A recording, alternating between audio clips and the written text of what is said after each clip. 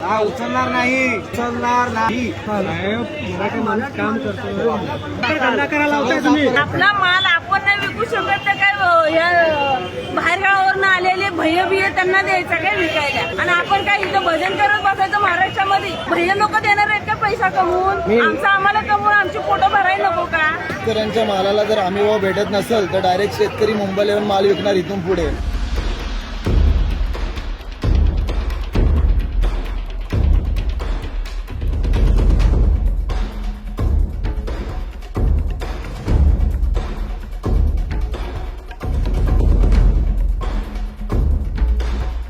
मित्रांनो, थोड्या वेळापूर्वी जसं प्रकरण झालं होतं इथं लाईव्ह घेतोय मी सध्या.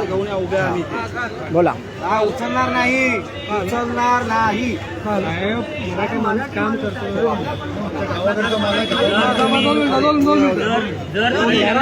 धंदा करायला लावताय तुम्ही.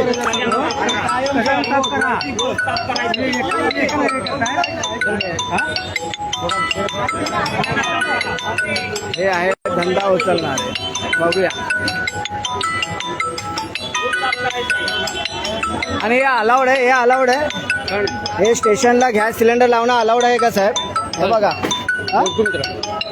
हे सिलेंडर लावणं अलाउड आहे का? प्रत्येक वेळी म्हटलं जातं की मराठी माणूस म्हणजे खेकड्याची जात आहे. हे बोलतात ना, पुढे जात असेल तर त्याला मागे खेचण्याचं काम मराठी माणूस करतो, पण बाकीच्या समाजात असं होत नाही.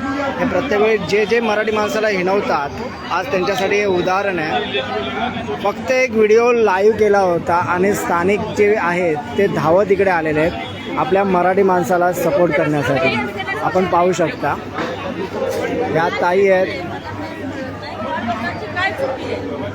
स्वतःचा माल शेतकरी स्वतः विकतोय तर तुमची काय अधिकार आहे की तुम्ही पोलीसवाल्यांचा अधिकारच काय पुन्हा अडकते. द्यायचा? पूर्ण अडकतो म्हणजे आवाज अजिबात येत नाही. आपल्या साहेबांनी पण अधिकाराची म्हणजे एकच शब्द येतो.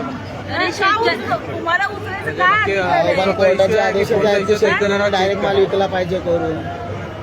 बोला.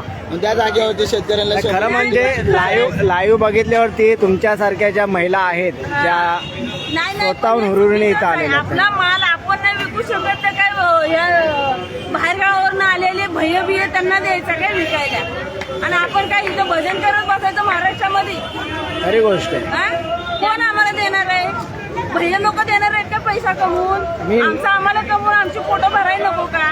मी नेहमी म्हणतो की पिकवणारा हा विकणारा झाला पाहिजे. झाला पाहिजे. आता त्यासाठी आपण मराठी म्हणून पुढाकार घेणं गरजेचं आहे. विकणारा झाला पाहिजे. त्याच्यामुळे लोक पुढे गेलं पाहिजे. काय नाही, हे दलाल लोक वगैरे करून हे बिचारे शेतकऱ्यांचे खूप मारण होते यार.